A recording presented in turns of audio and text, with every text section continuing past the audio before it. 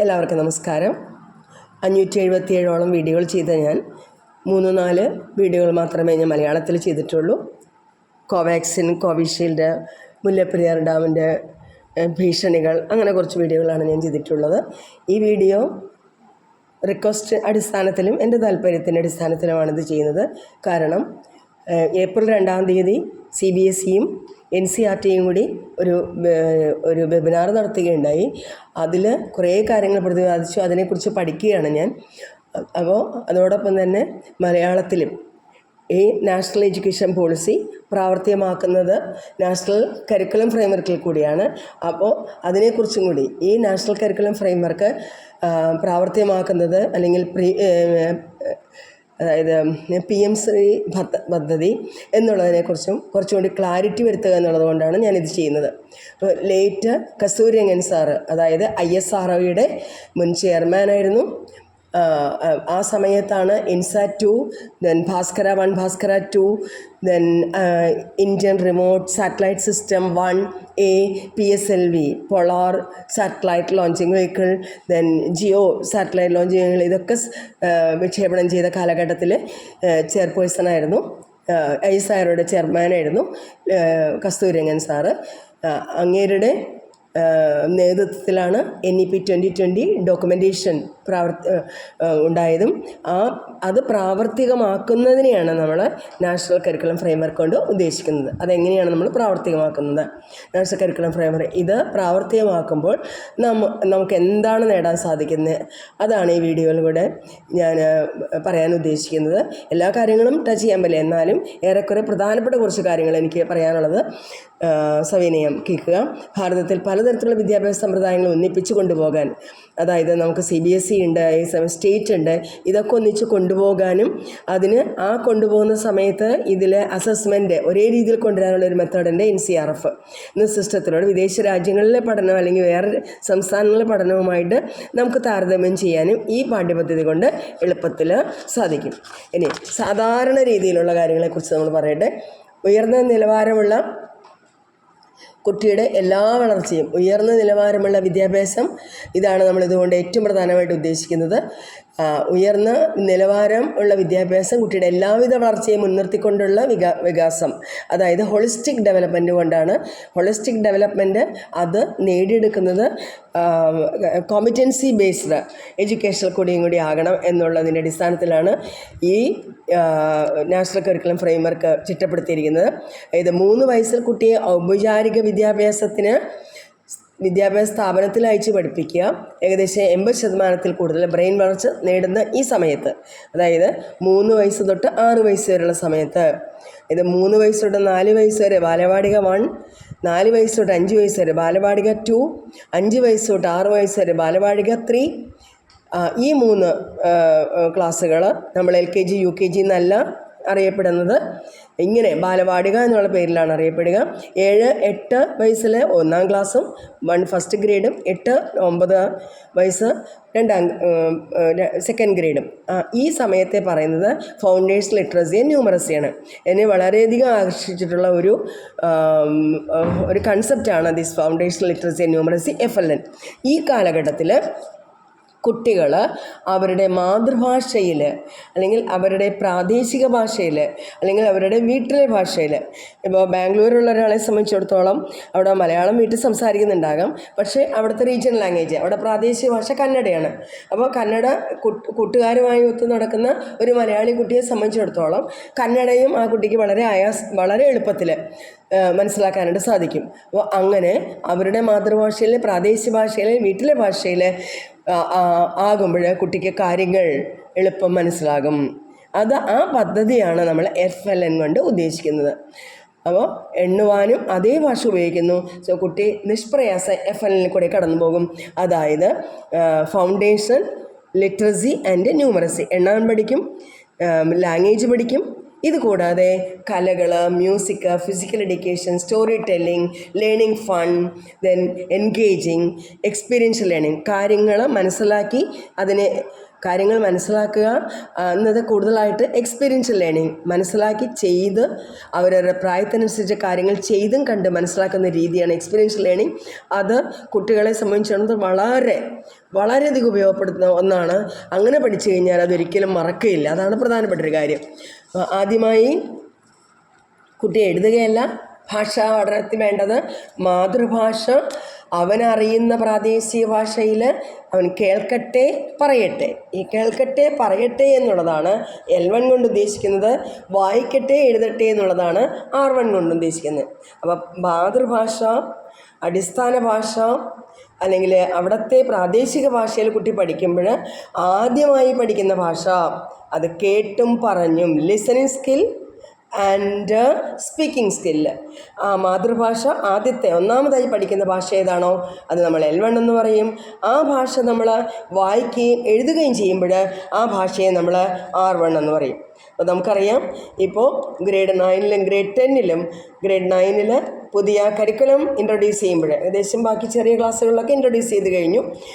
Grade 9ൽ introduce ചെയ്യുമ്പോൾ അവിടെ നമ്മൾ പ്രതിപാദിക്കുന്ന R2 R3 ആണ്. R2 എന്ന് പറഞ്ഞാൽ രണ്ടാമതായി പഠിക്കുന്ന ഭാഷ എഴുതാനും വായിക്കാനും മനസ്സിലാക്കുക. അല്ലെങ്കിൽ R3 എന്ന് പറയുന്നത് മൂന്നാമതായി നമ്മൾ തിരഞ്ഞെടുക്കുന്ന ഭാഷ. അതാണ് നമ്മൾ R3 കൊണ്ട് ഉദ്ദേശിക്കുന്നത്. അപ്പോൾ L1 എന്ന് പറഞ്ഞ പോലെ കേൾക്കുകയും പറയുകയും ചെയ്യുന്ന L1 ഉണ്ട്. രണ്ടാമത്തെ ഭാഷ L2 ആണ്. മൂന്നാമത്തെ ഭാഷ L3 ആണ്. എൻ്റെ NCF പാർട്ട് 4ൽ ഞാൻ L1 L2 L3യെക്കുറിച്ച് R1 R2 R3യെക്കുറിച്ച് പറഞ്ഞിട്ടുണ്ട്. ഇങ്ങനെ ഗ്രേഡുകളിൽ മുകളിലേക്ക് എത്തുന്തോറും 3 ഭാഷകളിൽ ഒരു വിദേശ ഭാഷയും 2 ഇന്ത്യൻ ഭാഷയും പഠിക്കട്ടെ. 3 ഭാഷ, അതിൽ ഒരു വിദേശ ഭാഷയാകാം, 2 ഇന്ത്യൻ ഭാഷയും നിർബന്ധമായി പഠിക്കണം. ഓപ്ഷണൽ സബ്ജക്ട്സുകളും വേണ്ടവണ്ണമുണ്ട്. അവിടെ വിദേശ ഭാഷ പഠിക്കണമെങ്കിൽ ആ ഓപ്ഷണൽ സബ്ജക്ട്സിൽ വേണമെങ്കിൽ വിദേശ ഭാഷയും കുട്ടിക്ക് പഠിക്കാം. കുട്ടി 12ാം ക്ലാസ് കഴിഞ്ഞിറങ്ങുമ്പോൾ ഇനി വരുന്ന മറ്റൊരു സവിശേഷത, 12ാം ക്ലാസ് കഴിഞ്ഞിറങ്ങുമ്പോൾ ഒരു തൊഴിലെങ്കിലും ചെയ്യാൻ പ്രാപ്തനാകണമെന്ന ആശയത്തോടെ vocational education or skill subjects നിർബന്ധമാക്കുന്നു. Vocational education or skill subjects നിർബന്ധമാക്കുന്നു. ഏപ്രിൽ 2ലെ CBSE NCERT വെബിനാർ അനുസരിച്ച് ഈ NCF പ്രാവർത്തികമാക്കുന്ന സ്കൂളുകളിൽ, ഈ പുതിയ നാഷണൽ കരിക്കുലം ഫ്രെയിംവർക്ക് പ്രാവർത്തികമാക്കുന്ന സ്കൂളുകളിൽ 3ാം ക്ലാസ് മുതൽ computational thinking and AI artificial intelligence compulsory ആകുന്നു. അപ്പോൾ നിങ്ങളുടെ കുട്ടി ഈ ചെറുപ്രായത്തിൽ ആർട്ടിഫിഷ്യൽ ഇൻ്റലിജൻസിൻ്റെ ബാലപാഠങ്ങൾ പഠിക്കുന്നത്, ഞാൻ മനസ്സിലാക്കിയിരിക്കുന്നിടത്തോളം ഡിവൈസുകളില്ലാതെ കൺസെപ്റ്റ്സാണ് കേട്ടോ പഠിക്കുന്നത്. ഒരു തൊഴിലിന് അവളെ അല്ലെങ്കിൽ അവനെ പ്രാപ്തമാക്കുന്ന രീതി, പ്രാപ്തമാക്കുന്ന ഉദ്ദേശത്തെയാണ് അതാണ് നമ്മൾ വൊക്കേഷണൽ എഡ്യൂക്കേഷൻ കൊണ്ട് ഇവിടെ ഉദ്ദേശിക്കുന്നത്. ഇതുകൂടാതെ ഇൻഡിവിജ്വൽസ് ഇൻ സൊസൈറ്റി എന്നുള്ളൊരു സബ്ജക്റ്റ് ഉണ്ട്. ആ സബ്ജക്റ്റ് 9ലും, അതേസമയം 10ാം ക്ലാസ്സിൽ എഡ്യൂക്കേഷൻ, എൻവയറമെൻ്റൽ എഡ്യൂക്കേഷൻ എന്ന് പറഞ്ഞൊരു പുതിയൊരു സബ്ജക്റ്റ് പഠിക്കണം. കൂടാതെ 2 ഓപ്ഷണൽ സബ്ജക്ട്സും തിരഞ്ഞെടുക്കാം. അതുകൂടാതെ ഈ എൻവയറമെൻ്റൽ എഡ്യൂക്കേഷൻ ചെറിയ ക്ലാസ്സുകളിൽ നമ്മൾ വേൾഡ് അറൗണ്ട് അസ്, കുട്ടിക്ക് ചുറ്റുമുള്ള കാര്യങ്ങൾ എന്താണ്, അത് നാച്ചുറലായിട്ടാണെങ്കിലും ഹ്യൂമൻ എൻവയറമെൻറ്റിൽ അല്ലെങ്കിൽ ഹ്യൂമൻ ഇൻറ്ററാക്ഷൻ കൊണ്ടാണെങ്കിലും എന്താണ് നടക്കുന്നതെന്ന് കുട്ടി മനസ്സിലാക്കുക എന്നുള്ള ഉദ്ദേശത്തോടാണ് ചെറിയ ക്ലാസ്സുകളിൽ വേൾഡ് അറൗണ്ട് അസ് കൊണ്ട് ഉദ്ദേശിക്കുന്നത്. അപ്പോൾ EVSന് പകരമാണ് ചെറിയ ക്ലാസ്സുകളിൽ WIU പ്രാവർത്തികമാക്കുന്നത്. അപ്പോൾ അങ്ങനെ കുട്ടി എൻവയറമെൻ്റൽ എഡ്യൂക്കേഷനെ കുറിച്ച് മനസ്സിലാക്കുന്നു, ചുറ്റുമുള്ള പ്രകൃതിയെക്കുറിച്ചും ചുറ്റുമുള്ള ആളുകളെക്കുറിച്ചും സൊസൈറ്റിയെക്കുറിച്ചും ചെറിയ ചെറിയ ഇൻസ്റ്റിറ്റ്യൂഷനുകളെക്കുറിച്ചും കുട്ടി മനസ്സിലാക്കുന്നു.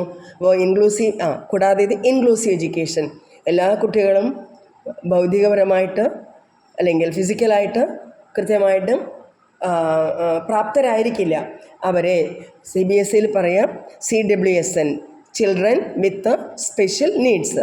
ഈ ചിൽഡ്രൻ വിത്ത് സ്പെഷ്യൽ നീഡ്സിന് പ്രാധാന്യം നൽകിക്കൊണ്ട് അതിനു വേണ്ടി തന്നെ പ്രത്യേകമായിട്ടുള്ള ഒരു സിലബസ് പ്രാവർത്തികമാക്കിയിട്ടുണ്ട്. ആ സിലബസ് CWSN.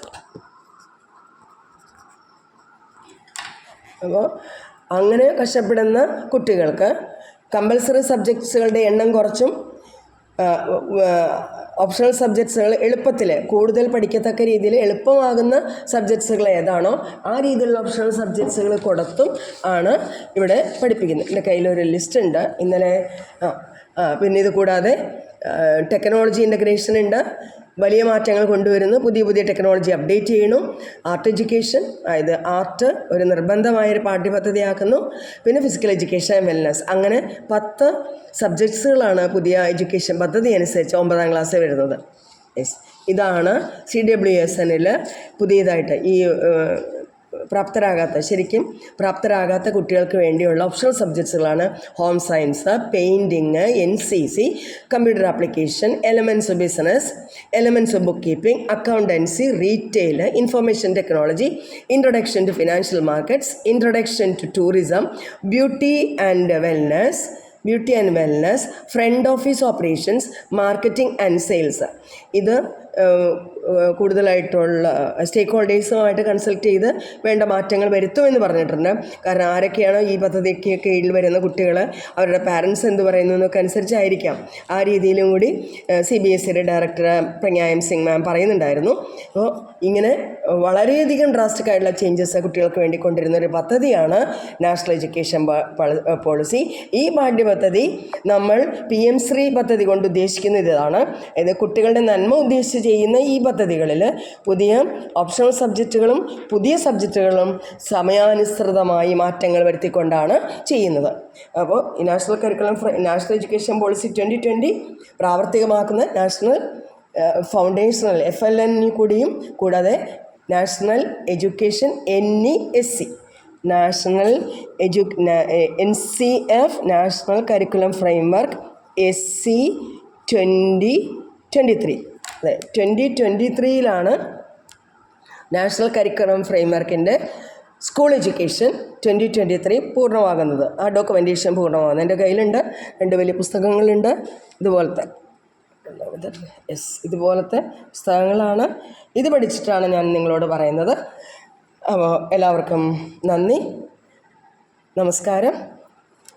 നമ്മുടെ വരുന്ന ജനറേഷൻ നന്നായി പഠിക്കട്ടെ, നല്ല പൗരന്മാരും കുട്ടികളുമായിട്ട് വളരട്ടെ. എല്ലാവിധ ആശംസകളോടും കൂടി നമസ്കാരം.